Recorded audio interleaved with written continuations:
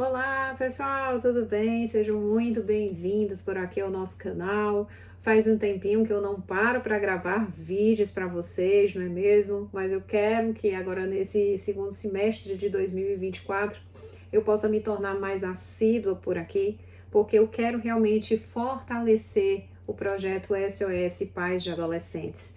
Que esse canal aqui no YouTube e nas outras redes vizinhas seja justamente para orientar vocês, queridos papais e queridas mamães, sobre essa fase que ela é tão singular, tão importante e generosa, que é a adolescência. Bom, hoje o tema é escolhido, né? E normalmente até as pessoas me perguntam se eu faço uma pauta a respeito do que eu vou conversar com vocês por aqui. E, gente, eu não faço pauta nenhuma. É tanto que até o pessoal do marketing às vezes briga comigo, né? Porque bora, vamos falar sobre esse tema. E eu não consigo. Para mim, realmente, assim, se você olhar por aqui, se depois eu posso até mostrar para vocês, eu não tenho uma pauta escrita, nada escrito ou pontuado do que eu realmente vou conversar com vocês. Para mim, eu preciso chegar aqui e falar de uma maneira muito intuitiva, tá? De inspiração mesmo, daquilo que me chocou, daquilo que eu percebi, fazendo as minhas pontuações enquanto profissional da área, tá? E hoje o tema que eu tirei para conversar com vocês é sobre a crítica, tá? Quando a gente pensa e vai fazer assim uma análise, a gente acha que a crítica ela não tem um poder de baixar, por exemplo, a autoestima, de trazer problemas para o futuro dos nossos jovens, mas a realidade é que ela tem. Eu não sei você, nem da onde você está nesse exato momento, mas pelo meu sotaque, né, bem puxado e cantado, você já percebeu que eu não sou nem do sul nem do sudeste, eu sou de Fortaleza, né, eu sou do Ceará. E por aqui no Ceará, gente, é muito comum, que inclusive é algo até que eu lembro bem que um paciente de Goiânia, ele inclusive chegou a relatar, ele disse, nossa, o povo daqui é bem crítico, né? Vocês têm essas brincadeiras, mas tem umas brincadeiras que são ácidas, tem um jeito de ser que é mais firme, né? Coisa que o pessoal de Goiânia já não é, a gente é mais empático. E por que eu trago isso? Porque é realmente uma característica nossa, né? Não tem como mudar. Mas é algo que pesa, gente. Eu sou filha, por exemplo, de militar e de psicóloga. Meus pais nasceram na década de 50.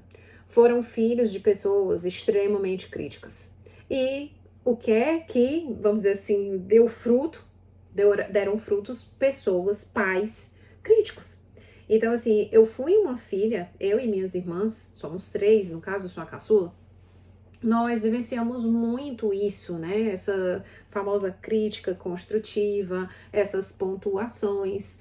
Mas hoje, enquanto adulta, eu entendo o quanto elas foram responsáveis por alguns comportamentos, por algumas atitudes que, de certa forma, nos travaram por muitos anos no quesito de abertura profissional, de correr atrás e brigar pelos nossos sonhos, ter menos timidez em algumas situações. E eu vou contar um caso bem breve que aconteceu comigo, né? Na época a gente morava em Salvador, meu pai como militar, então fazia essas transições, né? Mudava muito de cidade.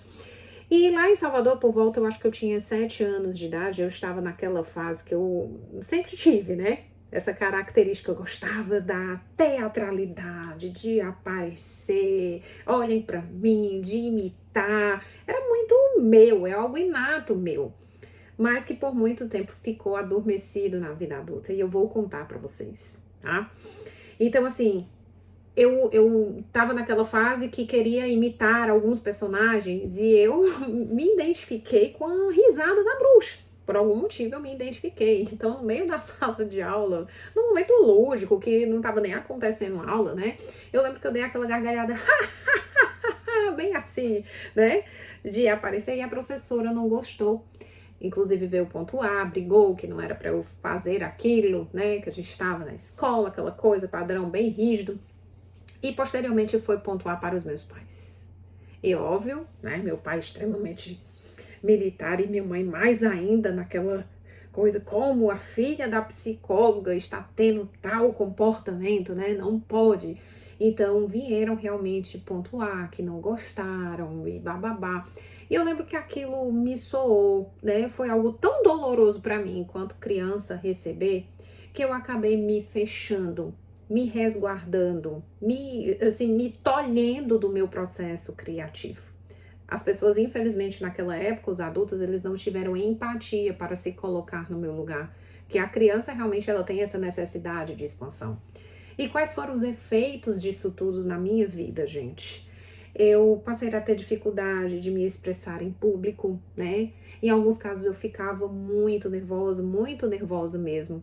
Já era portadora de hiperidrose, então em casos de exposição à hiperidrose, para quem não sabe o que é hiperidrose, tá, gente? É suar pelas mãos, pelos pés, pelas axilas, tá? É uma doença orgânica, de causa orgânica, tá? E que muitas vezes é confundida como se fosse de ansiedade, mas na realidade não é uma causa realmente orgânica, um distúrbio orgânico, que a medicina ainda não entende o porquê. Um funcionamento diferente das glândulas sudoríparas, tá? E aí o que aconteceu? Eu passei a me tolher, eu passei a me reservar, a me resguardar. E isso me trouxe muitos transtornos para a vida adulta. Porque eu não acreditava nas minhas capacidades, eu passei a ter uma baixa autoestima em relação a mim mesma. E isso, né, foi piorando no decorrer da adolescência. E eu recebi, assim, críticas construtivas, né, que na realidade não tinham nada de construtivas. Ou seja, quando a gente recebe uma mensagem que é de alguém de extrema importância na nossa vida, aquilo tem um forte impacto emocional, gente. Aquilo gera todo um turbilhão de emoções na pessoa. E aí vamos desfocar um pouco da minha situação e vamos focar para os nossos adolescentes. O que é que acontece de errado? Muitas vezes vocês, queridos pais, né, ao observarem seus filhos com corpos já bem formados, quase adultos, já acreditam que ali se encontra um adulto. Quando na realidade nós não temos o adulto, nós temos um ser em processo ainda de formação. Mesmo que já tenha um corpo assim que você olha e diz, nossa, é uma mulher, nossa, já é um homem. Não, gente, o cérebro ainda não está 100% formado. Para vocês terem ideia, a nossa adolescência ela só finda aos 25 anos de idade. E isso não é um achismo da Kedna, não, tá? Isso é comprovado pela neurociência. Basta você botar aí no Google, né? Com quantos anos o nosso cérebro termina o processo real de maturação dele? Com 25 anos de idade. Então, ou seja, você pode até ter um indivíduo com um corpo, né, de adulto, mas a mente ainda está no processo de formação. E é por isso que eu venho tanto batendo na tecla aqui, né, em todas as redes sociais, pontuando para vocês, porque não é algo que a mídia divulgue com muita facilidade. A gente vê muito falar sobre a infância, sobre o que é que os pais podem fazer, sobre o que é que os pais podem ajudar, mas pouquíssimos, né, assuntos relacionados a essa fase tão, ou até mais importante na vida do indivíduo, que é a adolescência. Porque se eu pedir para você, por exemplo, ei, me rememora aí um fato extremamente importante que aconteceu quando você tinha 4 anos ou 5 anos, provavelmente você vai dizer, vale, Kedna, não me lembro, né? Não tenho essa consciência desse momento assim tão forte. Nossa, eu não tenho memória sobre a minha infância. O que eu escuto essa frase. Mas aí se eu te perguntar, lembra dos teus 15 anos, um momento extremamente importante que aconteceu nessa fase? Você provavelmente vai lembrar com uma riqueza de detalhes, inclusive pode até se emocionar, lembrar das pessoas, dos objetos, da decoração, do cheiro. Por quê? Porque isso está bem próximo a você, é uma memória que eu digo que ela está do ladinho da memória da tua vida adulta, tá? Então, por isso que nós precisamos sim nos preocupar com a forma com a qual nós estamos lidando e nos comportando com os nossos filhos. Será que você tem sido um pai extremamente crítico ou uma mãe extremamente crítica? Será que você teve pais assim lá na sua infância e na sua adolescência? Porque eu dei o meu exemplo para vocês, eu tive.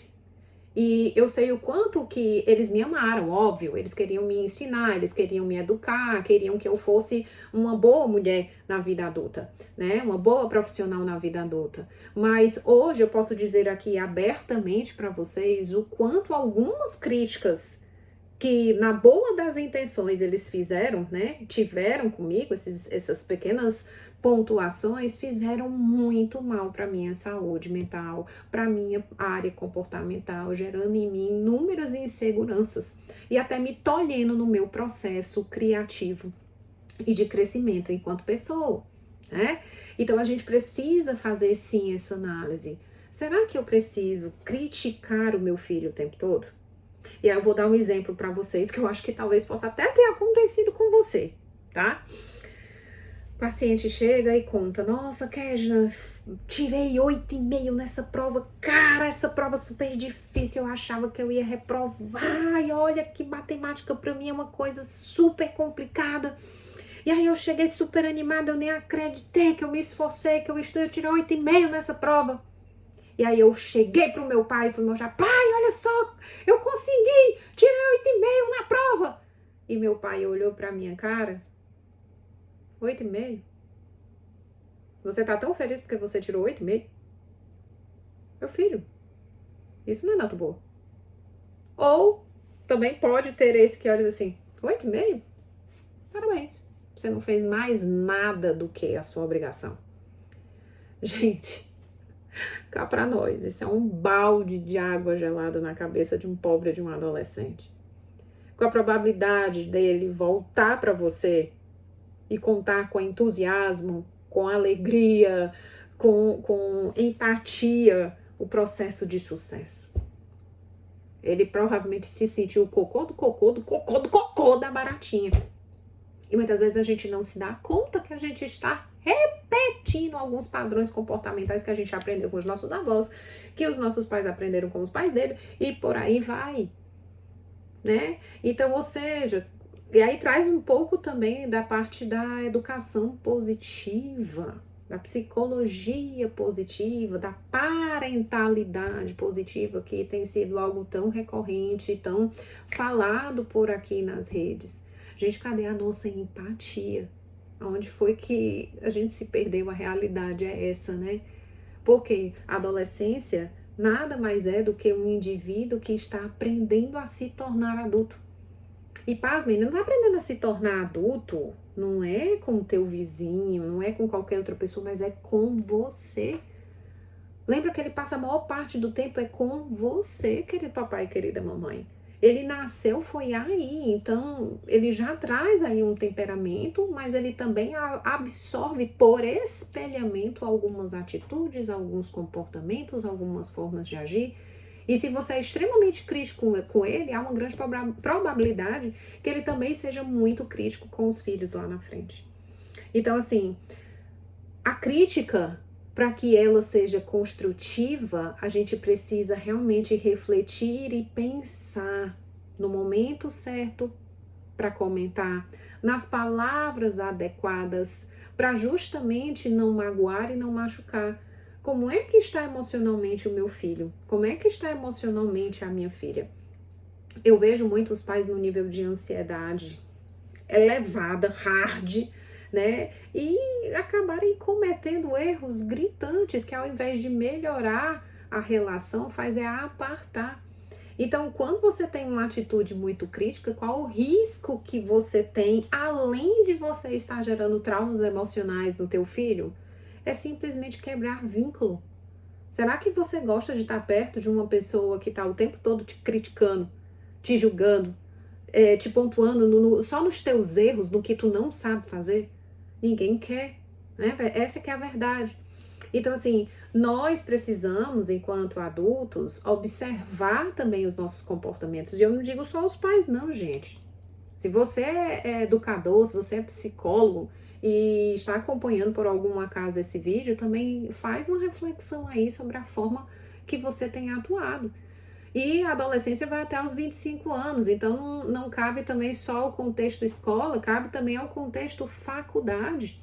Né? Se você tem, por exemplo, um estagiário, se você é professor universitário, você também precisa fazer né, uma análise sobre as suas pontuações. É tanto que, em alguns casos, eu não sei vocês, mas eu já peguei vários casos de pacientes, né, na fase adulta jovem, recém-saída da faculdade, começando uma pós ou um mestrado, em especial mestrado e doutorado, que eles ficam com o emocional literalmente detonado pelas críticas destrutivas, não empáticas, realizadas por muitos professores, né? Onde eu tenho poder e você está abaixo a minha pessoa, então eu posso te humilhar, eu posso pisar em cima de você. E não é à toa que muitos jovens, né, muitos adultos jovens acabam desistindo no meio do caminho ou com sequelas gravíssimas após um mestrado, após um doutorado. Então, assim, nós precisamos parar um pouco, refletir que espécie de adultos nós queremos, né? A formação deles é a nossa responsabilidade. Então, eu deixo aqui um alerta em relação a essa questão da crítica. A gente precisa realmente fazer uma reflexão, analisar se a pessoa tem estrutura emocional para recebê-las, como também perceber as frases que saem da nossa boca. Será que é uma repetição daquilo que você viveu no contexto da sua família? Será que seu filho realmente vai crescer com essa crítica, né, com esses rótulos que você tem colocado nele, de, por exemplo, mal educado, preguiçoso, burro, inadequada, vamos lá, deixa eu rememorar aqui os vários rótulos. Ai, você desastrada, entre outras aí que no momento de raiva os pais acabam soltando, mas que aquilo impregna a gente. Igual uma tatuagem, né? Teu filho não nasceu com essas tatuagens, mas esses rótulos que você fala, porque suas palavras possuem poder. Você tem um poder muito grande na vida dos teus filhos. Então, falem coisas boas, falem coisas positivas, né? De certa forma aí, gerem... porque eu esqueci a palavrinha certa, mas é como profetizem. Pronto, lembrei. Profetizem palavras positivas. Você é um sucesso, você é corajoso, você não tá mentindo. Tenta mostrar para esse jovem, para esse adolescente, o que é que ele tem de bom. Né? O que é que você tem de bom? Porque eu não vou mentir para vocês. Eu sei que o vídeo tá um pouquinho já grande, mas eu gostaria de pontuar. Quando eu pego uma técnica, que é a técnica da positividade, que eu vou tentar trabalhar o que a pessoa tem de bom, normalmente esses adolescentes e adultos jovens ficam meio que assustados. Nossa, se fosse para você falar dos meus defeitos, eu ia conseguir descrevê-los com uma rapidez e enumerá-los numa quantidade gigantesca. Mas quando você me pede para descrever do que eu sou bom, eu não sei te dizer. Eu vou ter dificuldade. Consigo dizer só um ou dois. Olha só. E todos nós somos seres de extremo potencial. Kedna, o que é que você fez com você? Eu tive que me trabalhar muito. Muita terapia, muita exposição e ainda me trabalho muito para quebrar esses padrões impregnados que a crítica dos meus pais acabou deixando em mim, sem eles nem perceberem, né? Porque a gente não faz querendo, né? Quem é que quer magoar? Quem é que quer deixar um trauma em um filho? Ninguém, né? Assim eu espero. Mas, enfim, nós precisamos rever os nossos comportamentos e eu acredito que você consiga ter uma atitude extremamente positiva e até refletir sobre tudo isso.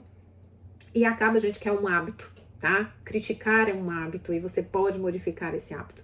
Se você gostou desse vídeo, acha que ele foi muito coerente para você, dá uma curtida, compartilha, até para reforçar para essa sua amiguinha aqui que ela deve continuar gravando esses vídeos psicoeducativos simples, com a linguagem simplória, porque eu quero que realmente a psicologia adentre o teu lar, faça parte da tua vida e consiga aí gerar grandes mudanças. E se você ainda não me segue na rede vizinha, nas redes vizinhas, né?